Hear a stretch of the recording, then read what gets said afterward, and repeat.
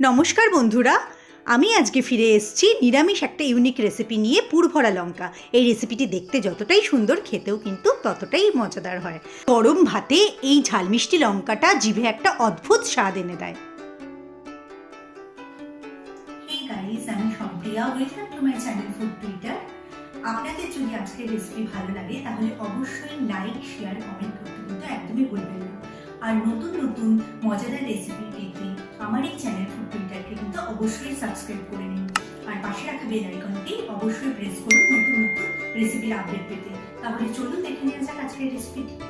এই ঝাল মিষ্টি পুরভরা লঙ্কা তৈরি করতে সবার প্রথমে আমি 5টা বড় সাইজের লাল লঙ্কা নিয়ে নিয়েছি। এগুলো সবুজও পাওয়া যায়, সেটাও আপনারা ব্যবহার করতে পারেন। সবার প্রথমে আমি একটা লঙ্কাকে ছুরির সাহায্যে চিড়ে নিয়েছি। এবার ভেতরের সমস্ত বীজগুলোকে আমি বের করব। তার জন্য একটা সহজ পদ্ধতি ব্যবহার করেছি। চামচের পেছন দিয়ে ভালো করে এর বীজগুলোকে ছাড়িয়ে নিচ্ছি। একটু আলতো করেই ঘষলেই বীজগুলো কিন্তু উঠে আসবে। তারপর হাতের সাহায্যে খুব ভালোভাবে পরিষ্কার করে নিচ্ছি। লঙ্কাটা যেহেতু ঝাল নয়, তাই সহজেই আপনারা এগুলো হাত দিয়ে করে নিতে পারবেন।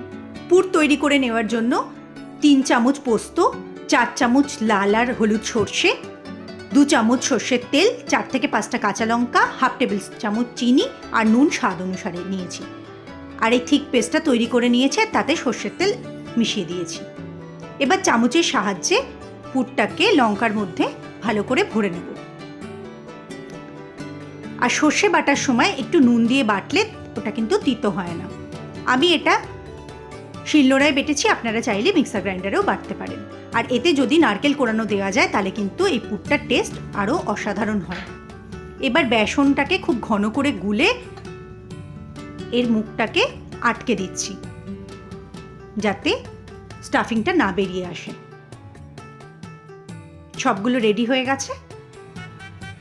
এবার কড়াইতে সর্ষের তেল দিয়ে দিলাম। একে একে লঙ্কাগুলো আমি এর মধ্যে অ্যাড করে দিচ্ছি তেলটা গরম হওয়ার পরে। আর পুরো ভাজার প্রসেসটা আমি লো ফ্লেমেই করব, আর 7 থেকে 10 মিনিট সময় নিই। আর একটা চিমটের সাহায্যে 2 পাশ উল্টে পাল্টে আমি লঙ্কাগুলোকে কিন্তু খুব ভালোভাবে ভেজে নেব। আর একটা চামচের সাহায্যে স্টাফিংয়ের ওপর তেল দিয়ে দিলে ভাজাটা কিন্তু খুব ভালো হবে। লঙ্কাগুলো ভাজা হয়ে গেছে, আর আমি একটা প্লেটে সুন্দরভাবে সার্ভ করছি। খেতে কিন্তু অসাধারণ হয়। অবশ্যই আপনারা বানিয়ে দেখবেন আর আমাকে কমেন্টের মাধ্যমে কিন্তু জানাবেন।